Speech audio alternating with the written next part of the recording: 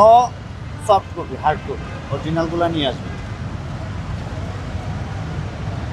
একজন যান, একজন নিয়ে আসেন, আমি সময় দিলাম। পাঠাইতে বলছি, কথা কম করে পাঠাও তাড়াতাড়ি। ভাইদের বাসা কি এখানেই?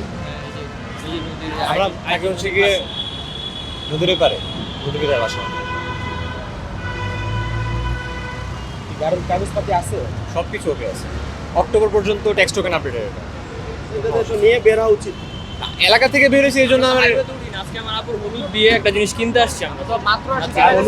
আমার আপুর বড় আপুর, আমার আপন বোন। একটা কাজে একটা জিনিস কিনতে হবে, যে টাকাও নিয়ে আসছি।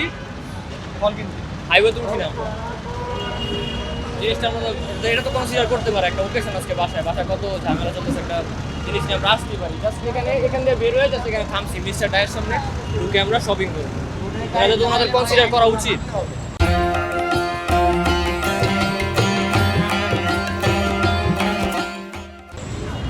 পেপারস নিয়ে বেরোন না, এটা এক অপরাধ।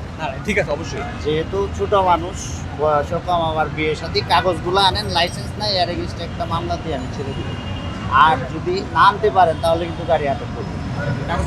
দ্রুত no soft copy, hard copy, অরিজিনালগুলো নিয়ে আসবেন। একজন যান, একজন নিয়ে আসেন, আমি সময় দিলাম।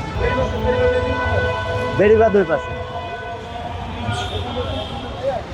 ইউটার্ন করে ওইদিকে।